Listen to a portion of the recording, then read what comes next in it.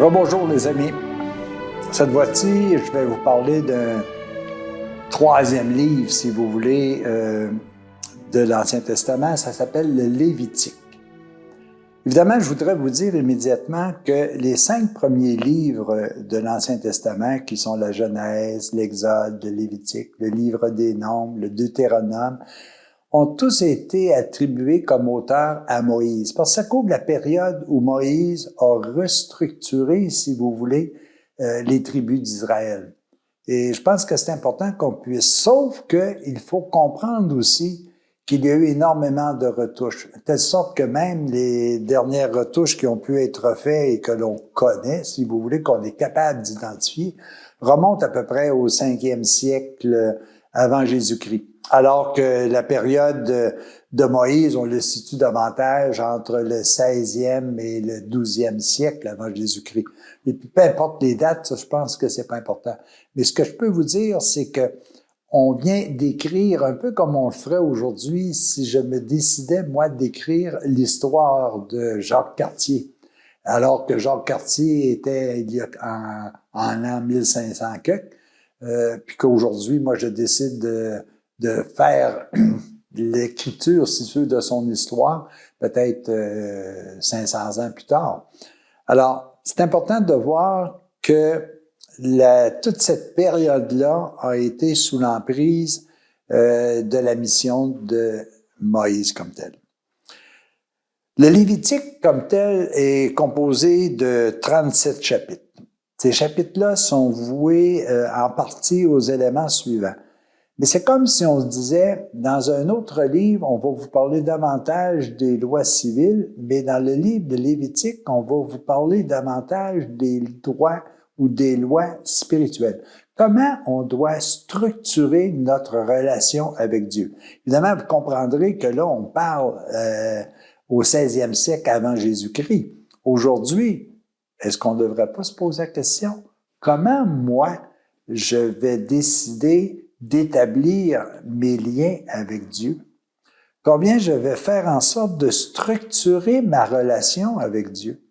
Les Lévitiques, c'est intéressant, c'est drôlement intéressant. Je vais vous donner juste un exemple.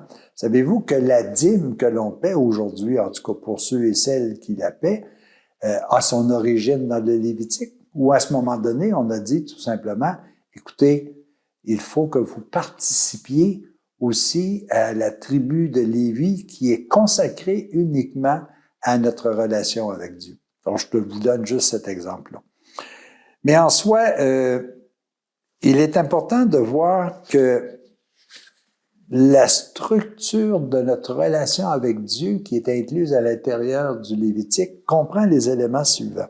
Alors, dans les 7 premiers chapitres, on va déterminer quelle sorte de catégorie de sacrifices on doit faire, quelle sorte d'offrande on doit faire. Je ne sais pas si vous vous rappelez, lorsque, par exemple, on présente Jésus au temple, on donne des colombes, un autre va donner une partie de son avoir. On a différentes façons d'exprimer comment on peut régulariser nos situations au quotidien.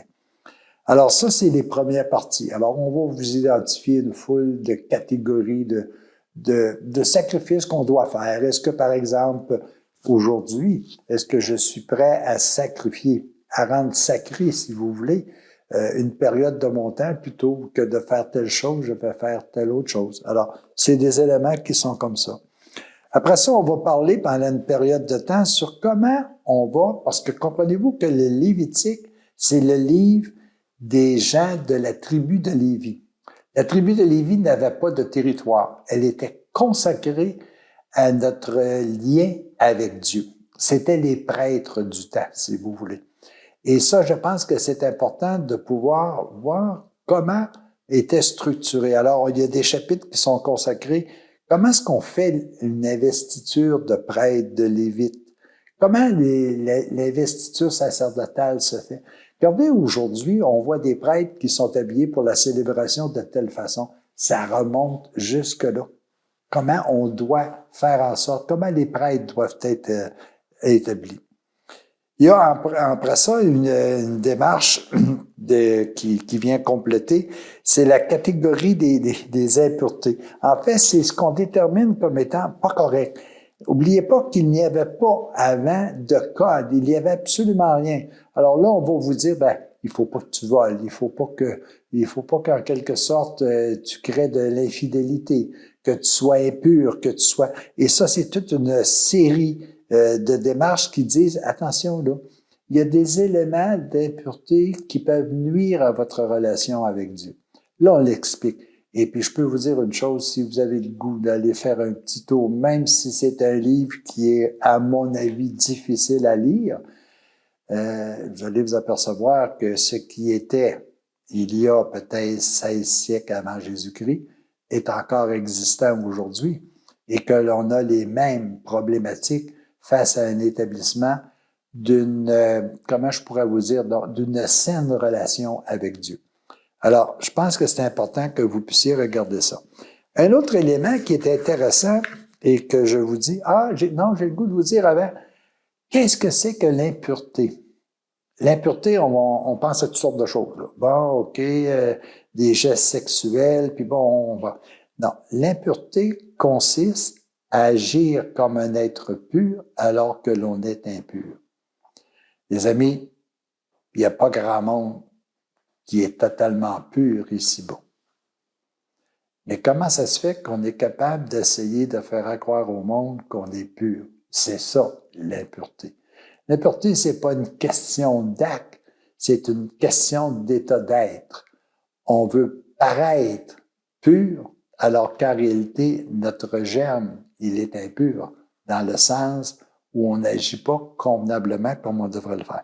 C'est une relation qui est intéressante, puis moi, ça me permet de dire, oh, attention, là, qu'est-ce que ça veut dire véritablement? L'autre aspect qui est intéressant aussi dans le Lévitique, puis qui me touche, c'est le code de sainteté. Qu'est-ce que c'est ça, ce code de sainteté-là? Et puis la question que je me posais dans le temps, c'est comment ça se fait qu'Abraham, on parle pas de Saint Abraham, qu'on parle pas de Saint Moïse, qu'on parle pas de Saint Isaac, puis de Saint Jacob. Pourquoi qu'on les a pas? On les a nommés patriarches, mais on les a pas nommés saints. Parce que la définition de la sainteté, c'est notre capacité à comprendre la nature véritable de Dieu. Et ça, je peux vous dire que c'est quasiment un mystère. Qu'est-ce que Dieu? Plus je vais comprendre, plus je vais mettre en pratique comment je rappelle ça, donc les paroles de Dieu, plus je vais entrer dans la sainteté de Dieu. Alors, être saint, c'est de vivre l'état de Dieu. Et quand on regarde aujourd'hui les saints qui nous sont donnés en exemple sur la terre, je trouve extraordinaire de voir que c'est des personnes qui ont vécu le plus près possible de ce que Dieu leur demandait de vivre. Ça, je pense que c'est excessivement intéressant. Et dans le Lévitique, on donne une définition de ce que c'est que la sainteté et on nous dit tout simplement que plus vous allez connaître Dieu, plus vous allez mettre en pratique ces façons d'être, de nous aimer, plus on va devenir saint. Alors ça, c'est intéressant. Donc, je vous dis en conclusion qu'il faut se rappeler que il y avait des prêtres au temps de Jérusalem comme aujourd'hui, que bien souvent, on a comme définition aujourd'hui dans l'application de notre culte des éléments qui viennent de cette source-là, le Lévitique. Il y a des catégories de sacrifices, il y a des dons, il y a des communions, il y a des expiations pour nos fautes qui doivent être mises en pratique. Il y a la façon dont nous devons nous consacrer à Dieu. Puis ça, pour moi, c'est important. C'est, est-ce que je me consacre selon l'ordre terrestre des prêtres ou est-ce que je ne dois pas me consacrer aussi selon l'ordre sacerdotal où moi aussi, j'ai le rôle de proclamer la parole de Dieu, de proclamer l'amour, de proclamer la paix, de proclamer la joie. Les impuretés sont tout aussi présentes aujourd'hui. Puis si on lit ce qui se vivait 16 siècles avant la venue de Jésus, on s'aperçoit qu'on est encore dans le même sillage. Alors, Dieu parlait auparavant à Moïse, mais c'était dans l'attente de la rencontre qu'il le fait désormais. On a commencé à créer un lieu. Moi, je trouve extraordinaire parce que dans le temps, on créait un lieu, c'était tout simplement une tente. Un petit peu plus tard, on a créé le temple, que ce soit le temple de Jérusalem, que ce soit nos églises. Mais aujourd'hui, on est rendu à dire, ne sommes-nous pas le temple du Dieu vivant? Alors, les amis, le Lévitique, malgré ses difficultés puis ses façons de comprendre, est excessivement important pour nous parce qu'il est à l'origine de bien des façons dont nous vivons aujourd'hui. Je vous invite à le regarder, je vous invite à l'approfondir et à voir qu'à travers tous ces éléments-là, c'est la façon dont Dieu voulait tout simplement nous rejoindre. Les amis, à la prochaine.